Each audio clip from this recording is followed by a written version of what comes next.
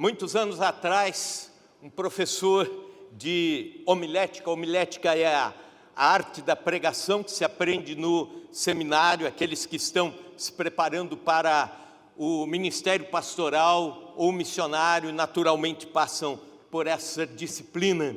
E ele dizia o seguinte, que o pregador não deve arriscar dois tipos de texto para pregar. O primeiro deles é um texto que seja difícil demais, que não dê para desenvolver em 30 ou 40 minutos, de forma que as pessoas saem com aquilo incompleto, um nó na cabeça.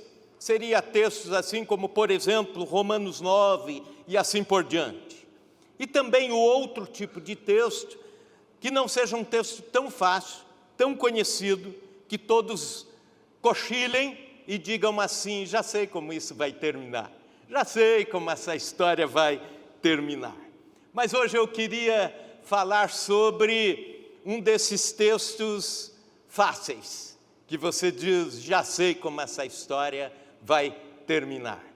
Mas Deus coloca no meu coração, desde alguns dias, de compartilhar algo com a igreja, que tem a ver com um texto tão conhecido, que qualquer das crianças que está ali no culto infantil poderia tranquilamente discorrer. E eu peço para que você abra a sua Bíblia, deixe-a aberta no primeiro livro de Samuel, capítulo 17, e nós vamos ao longo da pregação lendo os versículos. Então não farei a leitura no início, mas ao longo nós vamos consultando os textos da palavra de Deus. É possível também que sejam projetados aqui e você vá acompanhando. Primeiro livro de Samuel, capítulo 17, dos versículos 12 indo até o final do capítulo. Esse capítulo diz respeito àquela famosa guerra entre Davi e o gigante Golias. Davi, do povo de Israel, um adolescente e um gigante experiente na guerra, nas batalhas. E, portanto, como termina essa história, todos nós sabemos. Mas eu gostaria de tirar algumas lições, e você vai acompanhar comigo, porque são lições que eu e você tiramos para a nossa vida, para vencermos os gigantes que aparecem na nossa existência, no nosso cotidiano. Alguns talvez estejam enfrentando momentos de paz, outros estejam enfrentando momentos de desafios, com gigantes à sua frente. Talvez alguns já tenham passado por esses momentos, talvez outros ainda virão e terão os seus gigantes logo à frente. Você sabe a história? Adolescente, Davi já era ungido rei sobre Israel.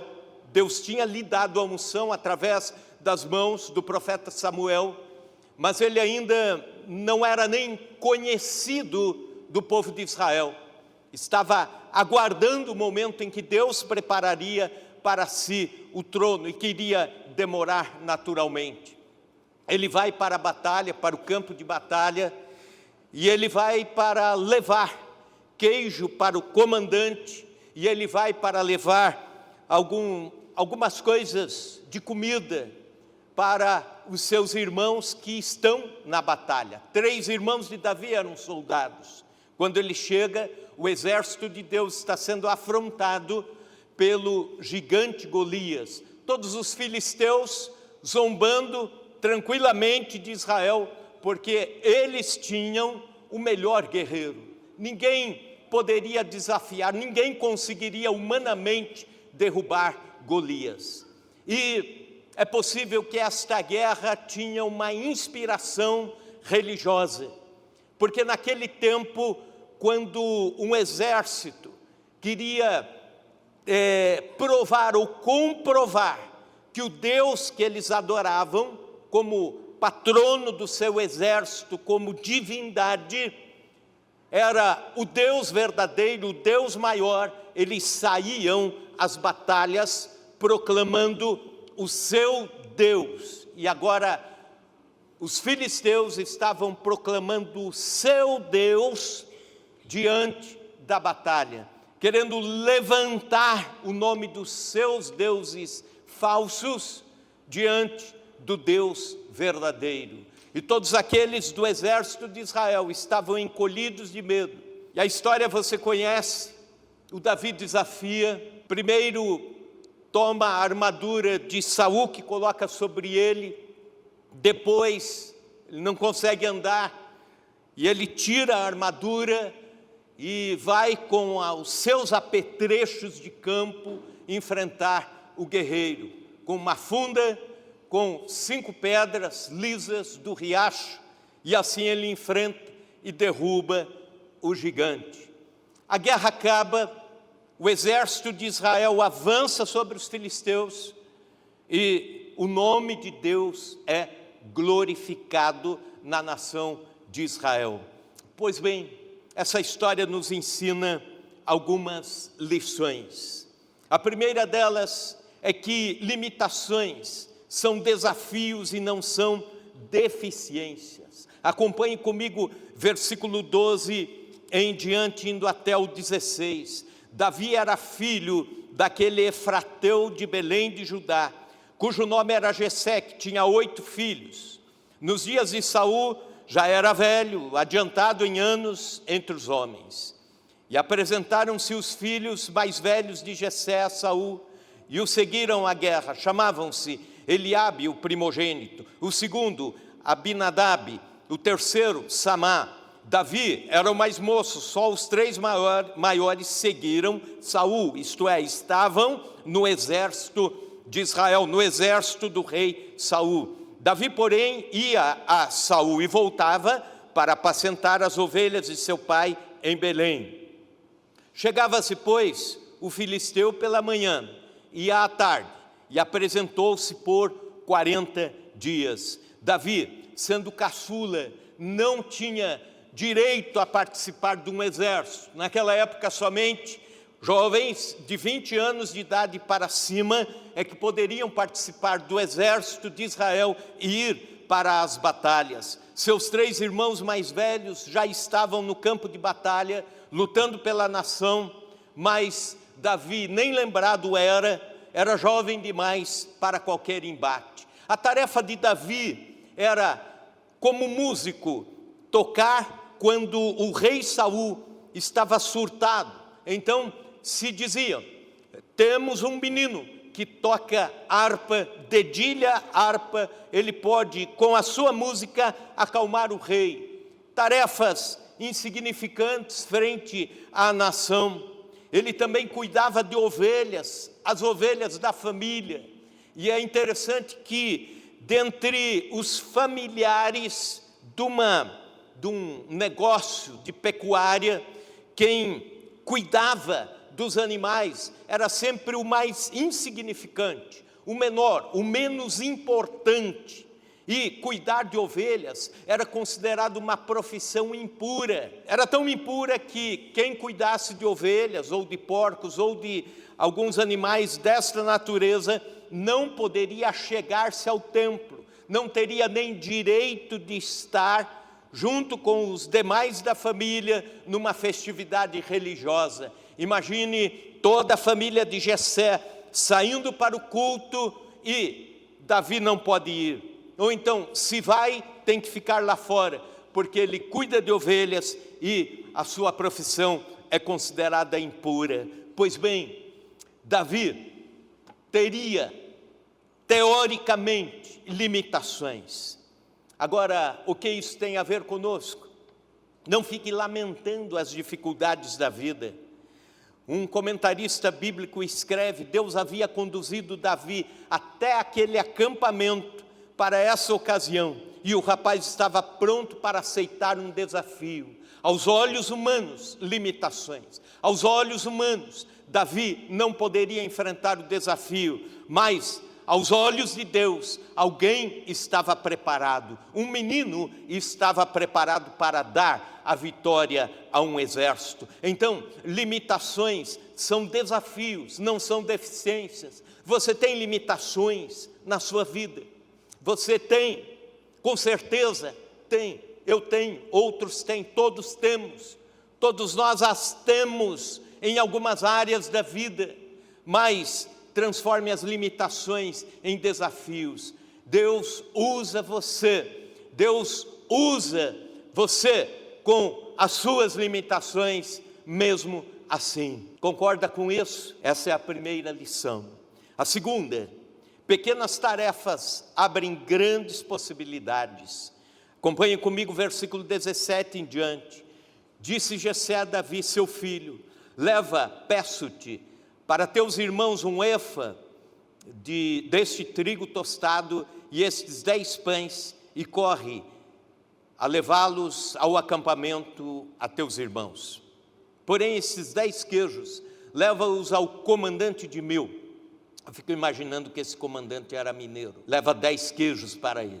E visitarás teus irmãos, a ver se vão bem, e trarás prova de como passam.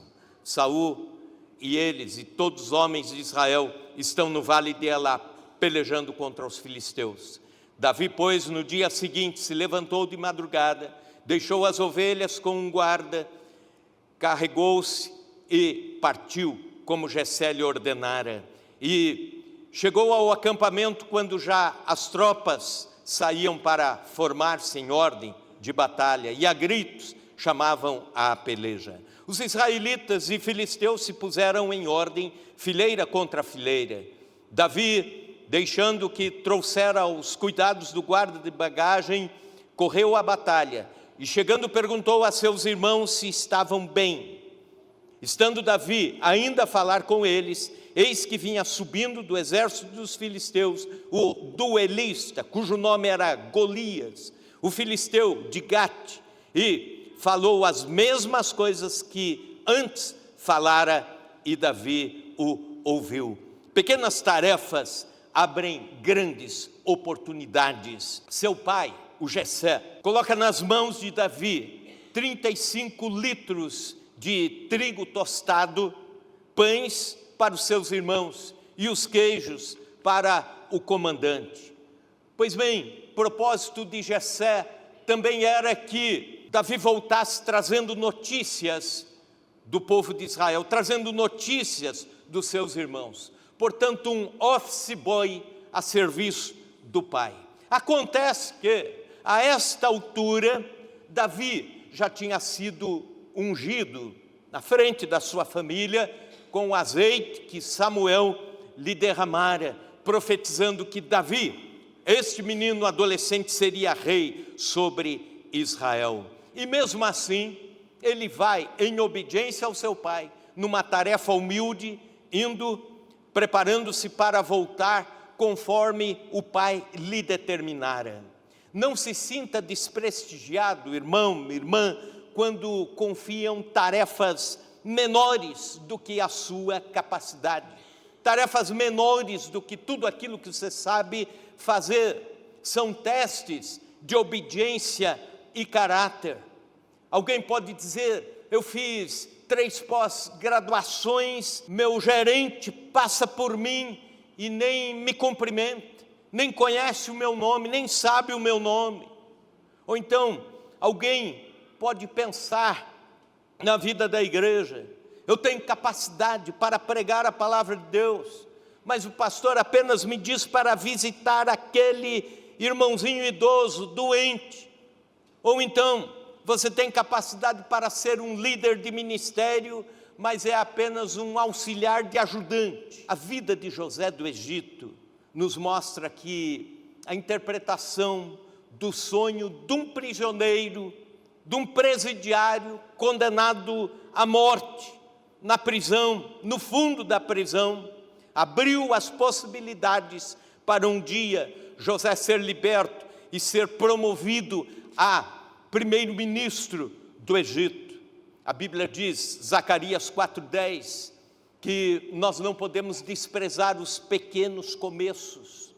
Também nos diz em Colossenses 3:23, que tudo aquilo que fazemos, devemos fazer como se para Deus e não para os homens. Inclusive as pequenas tarefas, inclusive aquilo que é insignificante para a nossa capacidade de trabalho. Terceira lição: o otimismo é marca presente em grandes conquistas. Veja o otimismo de Davi ante o pessimismo de todo o exército de Israel.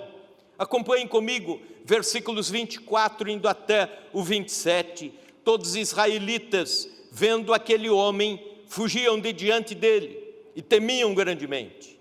E diziam uns para os outros: vistes aquele homem que subiu? Pois subiu para afrontar a Israel. A quem o matar o rei acumulará de grandes riquezas e lhe dará por mulher a filha, e a casa de seu pai isentará de impostos em Israel. Então falou Davi aos homens que estavam consigo, dizendo: que farão aquele homem que ferir a este filisteu e tirar a afronta de sobre Israel? Quem é, pois, esse incircunciso filisteu para afrontar os exércitos do Deus vivo? E o povo lhe repetiu as mesmas palavras, dizendo: assim farão ao homem que o ferir. Não escute a voz de pessimistas. Quando você tem projetos de Deus para a sua vida cristã, para a sua caminhada com Deus, até para a vida secular, para o cotidiano, as vozes pessimistas estão sempre soando, parece que mais forte do que aqueles que podem encher o seu coração de confiança, de fé, de esperança ou de otimismo. Davi ouviu aquelas afrontas e viu todos os israelitas de pernas bambas fugindo de diante do gigante. Vistes aquele homem que subiu? Pois subiu para afrontar Israel. Diante do espanto dos soldados hebreus, ele ouviu ainda que Saul estava fazendo uma grande oferta para quem tentasse enfrentar o Golias, mas apesar de uma alta oferta, ninguém se candidatava. Grandes riquezas, membresia na família real como oferta de casamento, como parte da oferta de casamento da filha do rei, para quem fosse o herói, isenção vitalícia dos impostos. Davi já tinha matado um leão numa ocasião no passado, agora eu imagino que ele mataria, se viria livre de um outro leão, o leão do imposto de renda. Para o resto da vida, ele não precisaria pagar mais impostos se derrubasse o Golias. Apesar das boas recompensas, o exército estava pessimista, milhares de homens pessimistas. E Davi, porém, com a mentalidade otimista, começa a perguntar, a se informar, a desafiar o gigante. A voz do povo era uma voz de pessimismo e de fracasso. Eu imagino todos aqueles olhando, todos os soldados olhando a altura do gigante, quase 3 metros de altura, olhando para a força de Golias, olhando para a armadura de Golias, para a voz, ouvindo a voz retumbante naquele vale, e todos amedrontados. Mas eu imagino a cena, o Davizinho olhando aquela cabeça enorme e dizendo: eu sei manusear uma funda, eu não erro esse alvo não, eu não tem como errar, olha o tamanho da cabeça do cara, né? Isso é otimismo.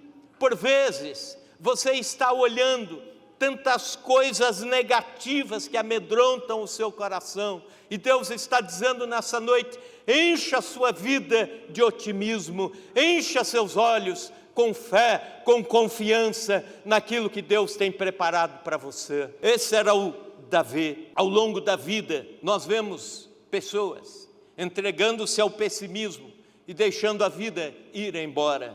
Outros, estranhamente, se alimentam com confiança e otimismo, Eu não gosto de usar muito esta palavra porque dá a impressão do evangelho coaching, dá a impressão de uma pregação de motivação, apenas motivacional, mas não é isso. Isso é realmente o que o texto está dizendo. Não dê ouvidos aos pessimistas. Franklin Roosevelt queria ser presidente dos Estados Unidos da América. Ele nasceu no ano de 1882, em Nova York, estudou nas melhores universidades, exerceu direito, advocacia por um tempo, mas começou a preparar-se para a política. Mas aos 39 anos ele foi vitimado por poliomielite, ficou paralítico. Da cintura para baixo não se movia mais. Todos diziam, sua carreira encerrou, não tente mais ser candidato, não, você jamais seria um presidente da nossa nação desta forma. Ele não ouviu a voz do povo, acabou sendo reeleito 4 vezes consecutivamente presidente dos Estados Unidos da América. Otimismo por si só não é fé, mas onde há fé, existe também o ingrediente do otimismo. Então, otimismo é a marca presente em grandes conquistas. Quarta lição, os grandes enfrentamentos exigem audição seletiva, isto é, cuidado com aquilo que você ouve, cuidado com os seus ouvidos. Veja comigo o versículo 28, indo a seguir. Ouvindo Eliabe, seu irmão mais velho, falar àqueles homens, acendeu-se-lhe a ira contra Davi e disse, por que desceste aqui? E a quem deixaste aquelas poucas ovelhas no deserto? Bem conheço a tua presunção, a tua maldade, desceste apenas para ver a peleja. Respondeu Davi, que fiz eu agora? Fiz somente uma pergunta. Desviou-se dele para outro e falou a mesma coisa.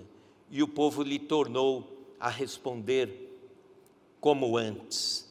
Ouvidas as palavras que Davi falara, anunciaram-nas a Saul, que mandou chamá-lo.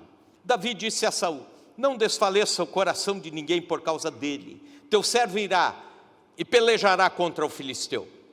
Porém, Saul disse a Davi, contra o filisteu não pelejarás, não poderás ir para pelejar com ele, pois tu és ainda moço, e ele é guerreiro desde a sua mocidade. Respondeu Davi a Saul, teu servo apacentava as ovelhas de seu pai, quando veio o leão ou um urso, e tomou um cordeiro do rebanho. Eu saí após ele, o feri, e livrei o cordeiro da sua boca. Levantando-se ele contra mim, agarrei-o pela barba, e o feri, e o matei. Teu servo matou tanto o leão como o urso. Este incircunciso filisteu será como um deles, porquanto afrontou o exército do Deus vivo. Davi tinha filtro nos ouvidos. Davi enfrenta algumas críticas aqui, nesses versículos. A primeira delas é o irmão mais velho, Eliabe. Diz, o que você está fazendo aqui? Volta para lá, você veio aqui só assistir a batalha, veio se divertir enquanto nós sofremos pela nação. Eliabe, seu irmão mais velho, falando isso. Descrédito de Saul. Saul ouve falar a um candidato a enfrentar Golias. Quando apresentam, o Saul olha e diz, não, você não pode enfrentá-lo. Você é um menino e o guerreiro é experiente demais. Ele também tem a afronta do próprio Golias. As críticas sempre doem. Só que elas doem mais quando vêm daqueles que deveriam estar ao nosso lado e estão contra nós. Eliabe era o irmão mais velho de Davi, era sangue do seu sangue. Quanto mais íntima a relação, mais dolorosa é a crítica feita. Também, quando as críticas vêm daqueles que conhecem há muito tempo e são testemunhas da nossa integridade. Davi era o irmão mais novo, Eliabe o mais velho e, portanto, O mais velho conhecia Davi desde o que Davi nasceu. Se Eliabe, o primogênito, estava zombando de Davi, quem mais poderia acreditar nele? Também as críticas são doloridas quando são contínuas. Eliabe, pelo jeito, era um crítico constante. E Davi lhe pergunta: que fiz eu agora? A ideia de que, em outras ocasiões, ele já havia criticado o irmão mais novo. E aí a pergunta: o que fiz eu agora? Quando as críticas também tentam desvendar as nossas motivações. A motivação de Davi era lutar por Israel e glorificar a Deus. E o seu irmão interpreta isso dizendo: você é um arrogante, Davi. Você é presunçoso, é um bisbilhoteiro, um aventureiro aqui entre nós. Também as críticas são difíceis demais quando elas vêm para humilhar em público. Davi estava recebendo as críticas do seu irmão e depois do rei Saul em público. Portanto, isso poderia ter ferido o coração desse jovem Davi. E não foi o que aconteceu. Sabe por quê? Ele tinha filtros nos ouvidos. Ele tinha a audição seletiva. Quando eu e você estamos frente aos embates da vida, precisamos ter audição seletiva. Isto é, precisamos ligar ou desligar os ouvidos rapidamente. Senão, de um momento para o outro, nós perdemos a paz interior. Ou nós desmontamos o nosso ânimo de vida, de trabalho, de ministério, de caminhada com Deus, de vida de oração. Já viram aquelas situações onde o esposo está tentando orar, buscar a Deus, colocar em dia a sua vida, lutar pela caminhada cristã, e de repente a esposa chega assim e diz: não adianta nada, eu te conheço, está bancando o crentão agora, né? Ele desmonta. Ou então o contrário, né? Quando a esposa serve a Deus, está envolvida com o ministério, e ele diz: se você tinha que morar na igreja, não, você só vive lá. Às vezes nem tanto, né? Mas são críticas doídas ao coração, à alma. A história nos conta sobre várias pessoas que foram criticadas, mas tinham audição seletiva, tinham os filtros nos ouvidos. Por exemplo, Ludwig van Beethoven era um jovem que tinha uma maneira estranha de olhar para a música. Tocava o seu instrumento de uma forma estranha, fora da técnica do manuseio do violino. Os seus mestres diziam: não vai ter jeito, esse aí não serve para a música. Mais tarde, ele se torna o maior dos compositores que o mundo já conheceu.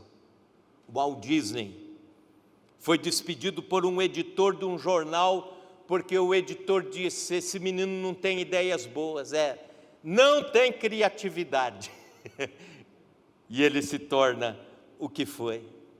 Ou então, um homem que diz: eu vou começar a produzir carros, automóveis em série.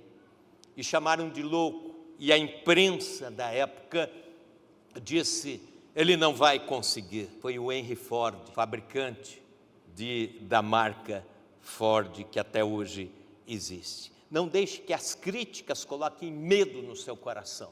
Não deixe que elas alterem as suas emoções. Feche os ouvidos para os críticos, concentre-se naquilo que Deus chamou você a fazer. Quinta lição: experiências passadas são créditos para embates presentes. Nós já lemos a resposta que Davi deu a Saul, o rei. Ele disse: eu, no passado, pastoreando as ovelhas de meu pai, um leão tentou abocanhar uma ovelha. Eu fui atrás, salvei a ovelha e matei o leão.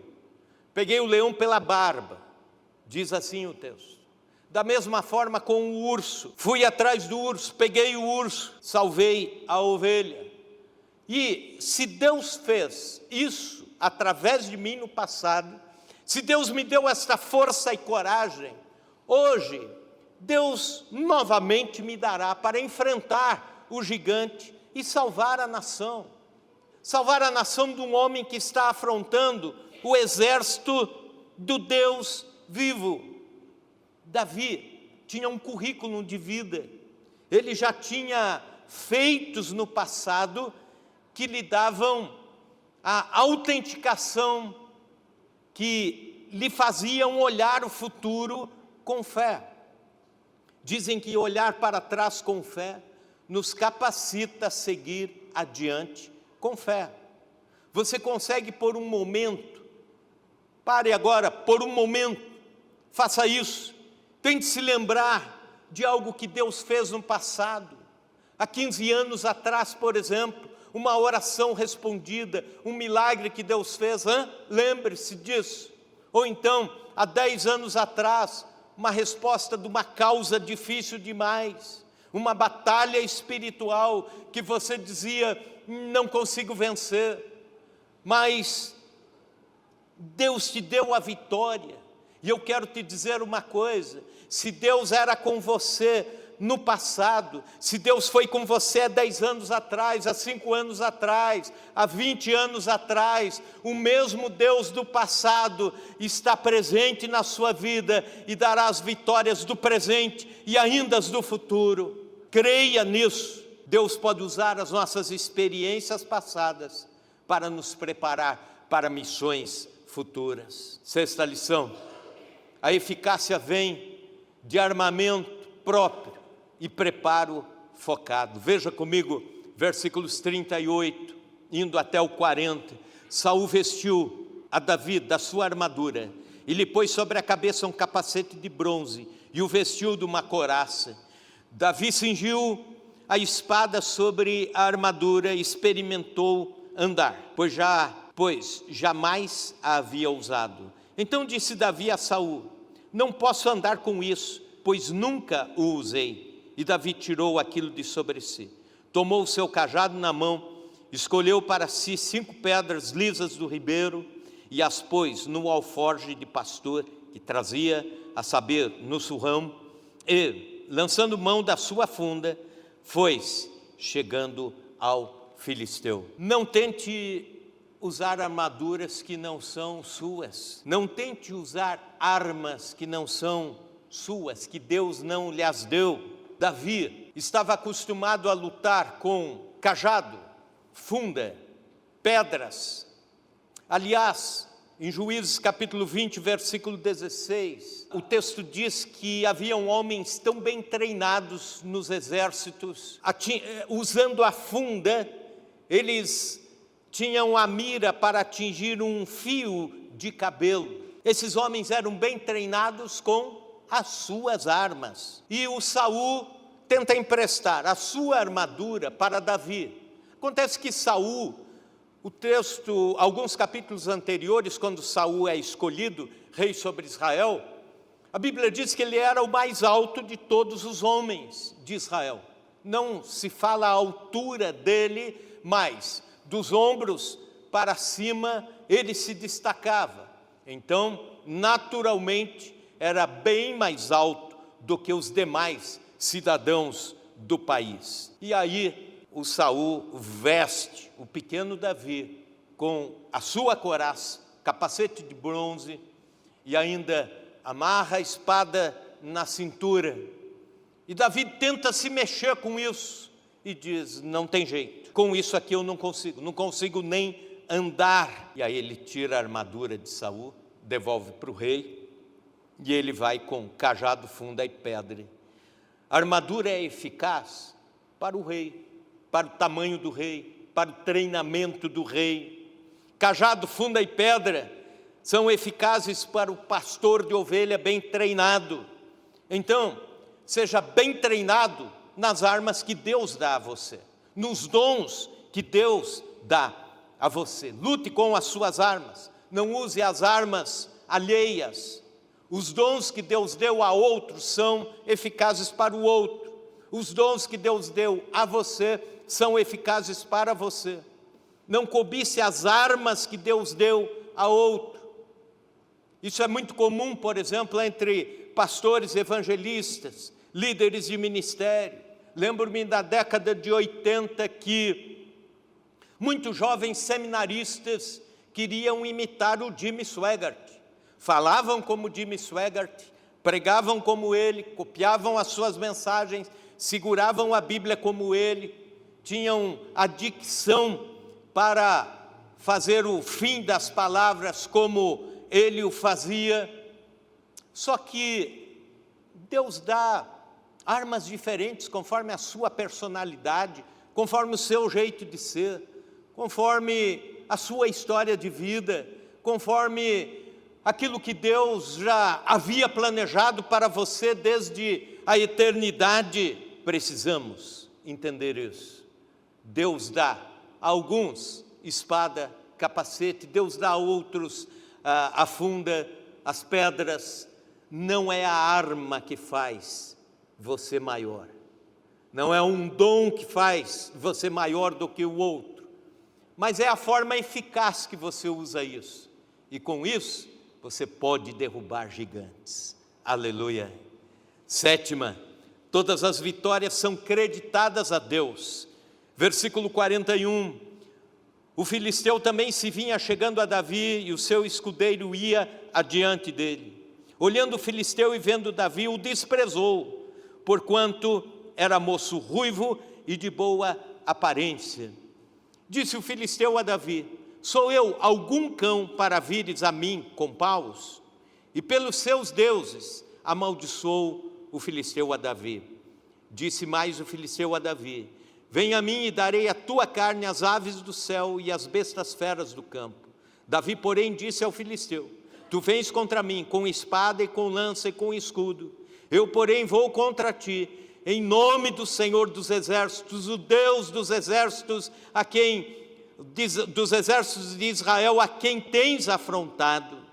E hoje mesmo o Senhor te entregará nas minhas mãos. Ferir-te-ei, tirar-te-ei a cabeça, e os cadáveres do arraial dos filisteus darei. Hoje mesmo as aves do céu, as bestas feras da terra, e toda a terra saberá que há Deus em Israel. Saberá toda essa multidão que o Senhor salva não com espada, nem com lança, porque do Senhor é a guerra. Ele vos entregará nas nossas mãos. Aleluia. As vitórias que temos, todas elas, menores, maiores, devemos acreditar a Deus. Quem nos dá livramento? Deus. Quem dá prosperidade? Deus. Quem dá bons negócios aí para o dia a dia cotidiano, da segunda à sexta? Deus. Quem dá a família unida? Deus. Quem dá a saúde? Deus. Deus é o responsável pelas grandes vitórias da nossa vida e também por pequenas vitórias do cotidiano, pequenas batalhas vencidas. Deus, todas as vezes que um gigante vier contra você, todas as vezes que as lutas se avolumarem, lembre que é o Senhor que está lutando por você. E quando a luta terminar, não conte vantagem. Transforme isso num testemunho para a glória de Deus. Mas não diga que foi sorte sua, preparo seu, capacidade sua. Não, nada disso. Se não é Deus nessa batalha, e se não é Deus na vida de Davi, e se não é Deus dirigindo aquela pedra, o gigante não tinha tombado. E Davi sabia muito bem disso. Ele estava ali em nome de Deus. Ele estava ali defendendo Deus da zombaria do gigante. Não vencemos na vida por causa da sabedoria, da força, da estratégia, não. Somos como aquela lagartixa que estava atravessando uma ponte nas costas de um elefante. Ela subiu assim no pescoço do elefante, bem perto do ouvido, foi pegando carona, tagarelando enquanto o elefante ia. passaram por uma ponte, a ponte meio frouxa assim, e conseguiram passar. O elefante foi medindo os passos, a ponte balançou, foi para cá, para lá, tremeu, e conseguiram chegar lá no fim. E aí a lagartixa falou: olha, elefante, que legal, nós dois fizemos aquela ponte chacoalhar. Nós dois. A gente é assim com Deus, a gente sobe no cangote de Deus e depois diz: Deus, nós dois fizemos. E Deus dá risada com isso e a vida continua. Mas sem Ele nós não atravessamos as pontes da vida. Saul e o seu exército fugiram porque Deus estava com Israel. Aleluia. Deus está com você. Presença de Deus na vida da igreja, presença de Deus na sua vida, presença de Deus no seu lar. É Ele que dá as vitórias. 8ª lição: não retarde, tenha pressa para vencer. Veja comigo ainda, versículo 48. Sucedeu que, dispondo-se o filisteu a encontrar com Davi, este se apressou e, deixando as suas fileiras, correu ao encontro do filisteu. Apressou e correu. Davi meteu a mão no alforje e tomou dali uma pedra e com a funda lhe atirou e feriu o filisteu na testa. A pedra encravou-se-lhe na testa, ele caiu com o rosto em terra. Assim prevaleceu Davi contra o filisteu, com uma funda e com uma pedra, e o feriu e o matou, porque não havia espada na mão de Davi, pelo que correu Davi. Nesses versículos, um verbo, apressar, e duas vezes o outro verbo, correr. Eu imagino que Davi tinha pressa em concluir o seu trabalho, a vitória, o desafio. Enquanto Saul e os seus soldados fugiam, encolhiam-se, ou ficavam paralisados, enquanto o Golias vinha, quem sabe, vagarosamente, o Davi corria. Ele estava apressado. Isso é um sinal de fé, de certeza, de determinação. Davi não andou para a linha de batalha, ele correu. Ele tinha pressa em ser vitorioso. Eu quero te dizer uma coisa, na vida espiritual, tenha pressa. Tenha pressa em resolver algumas coisas que você precisa resolver. Faça isso com pressa. Tenha pressa em buscar a Deus. Tenha pressa em orar. Tenha pressa em buscar a presença de Deus. E tenha pressa em ser vitorioso como Davi. Tenha pressa. Vá para os campos de batalha, correndo e não andando. 9ª lição: no reino de Deus não há espaço para carreira solo. Veja a continuidade do versículo 51. E lançando-se sobre o filisteu, tomou-lhe a espada e desembainhou-a e o matou, cortando-lhe com ela a cabeça. Vendo os filisteus que era morto seu herói, fugiram.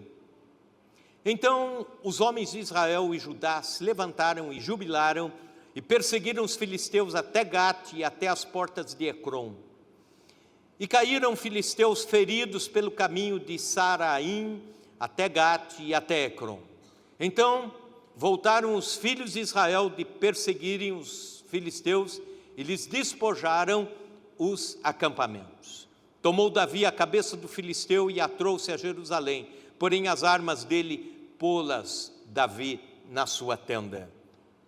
É interessante que, numa cena anterior, todos os soldados de Israel estavam acuados e amedrontados. E talvez alguns já estivessem fugindo, indo embora, recuando da batalha, dada a ameaça do gigante. Mas quando o duelo acontece, Davi atinge o gigante, mata o gigante, os soldados filisteus fogem. E aí, os soldados de Israel se encorajam e vão atrás dos filisteus. E vão até a divisa das cidades dentre o povo de Deus e a terra dos filisteus. E muitos filisteus caem no campo de batalha. E depois os soldados vêm voltando, retornando, recolhendo os despojos de guerra dos acampamentos. e vão juntos celebrar na capital. Vão juntos para Jerusalém celebrar a vitória, e Davi com eles. Pois bem, eu quero dizer com isso que Davi era o grande herói da batalha. Era o nome daquela batalha. Até hoje estamos, milhares de anos depois, nos lembrando dele, pregando sobre ele. Ele poderia ter dito: não, eu sou o herói aqui. Quem vai dar entrevista para a Rede Globo sou eu. Quem vai ganhar os despojos de guerra sou eu. Eu tenho direito. Não. O Davi faz a sua parte e motiva os seus colegas de guerra, os soldados de Israel, a irem ao encontro dos filisteus. E todos juntos, em equipe, celebram. Não basta vencer, é preciso encorajar outras pessoas a vencerem também. Precisamos motivar e inspirar aqueles que estão abatidos a serem vencedores também. Se você manuseia bem a sua funda, cajado, pedras, ensine alguém a fazer isso.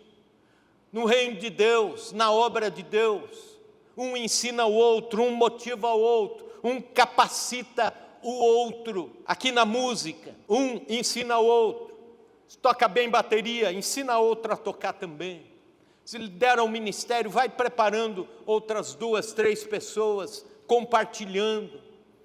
Esse é o espírito de Davi, e esse jeito de ser de Davi o acompanhou até o final da vida. Ele nunca foi um herói isolado. Poderia ter sido, não o foi. A Bíblia diz em Provérbios 27:17, como o ferro afia o ferro, assim uma pessoa afia a outra pessoa. Nós nos ajudamos.